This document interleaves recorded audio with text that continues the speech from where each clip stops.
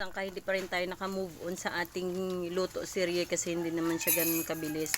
So ganito yung linaga sa Philippine version of linaga with kasangkay cookyard charla. So yan mga kasangkay. So yung unang ginawa natin dito mga kasangkay, kasi hindi lahat ng naglalaga is naglalagay ng batuan. Halang batuan naton gali. Batuan niya ulihit na mapunol na kami yung ano. So, ang kasangkay dito sa Bacolod, ito yung pinaka the best na pwedeng beef and pwede din na ng pork. So, yung ginawa natin dito mga kasangkay is nag-saute. Saute ba na? Tsakto. Garlic and onion. And then, you're gonna put salt and seasoning if you love. Or if you don't like seasoning, you can put some of the mga powdery na pampalasa. And then, after that, is ilalagay mo yung pork or yung beef. And then, ganito na yung mangyayari. After a minute is, lalagyan mo siya ng madaming tubig at saka palambutin yung karne. And then, pag ganito is medyo malambot na yung karne. Kaya, nilagyan na siya namin ng langka. Saka may panigali may gabi.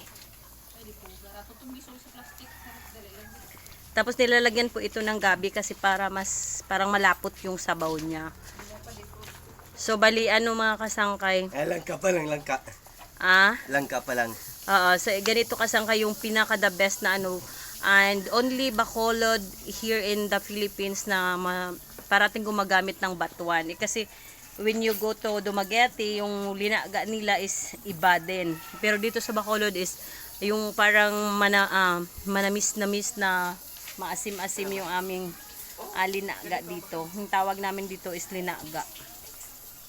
Or yung iba is, kaya yung sa iba, yung kilala nila na luto is yung mga pares-pares. Pero dito sa Bacolod is, napakasarap talaga nito kasangkay.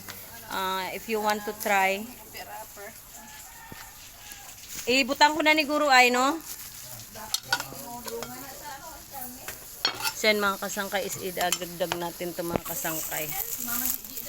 Yung ating mga kasangkay.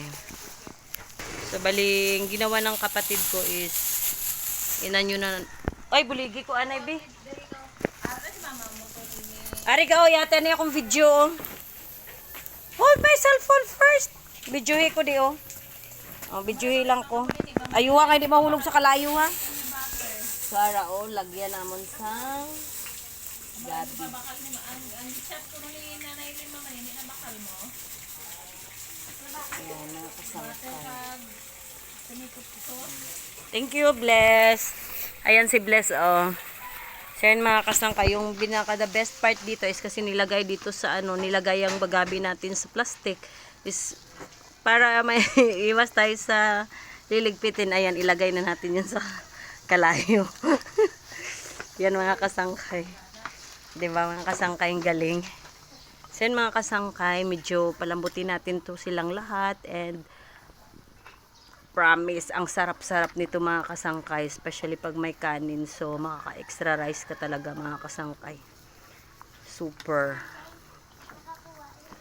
So yung part nga pala ng pork or mas maganda yung ilalaga natin mga kasangkay is merong kasamang mga buto-buto kasi mas masarap yung may buto-buto.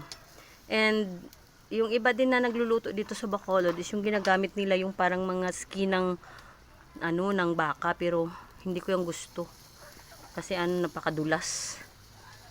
So mas maganda talaga na yung ganito talaga yung laman ng baboy na or baka na merong mga buto-buto ganyan.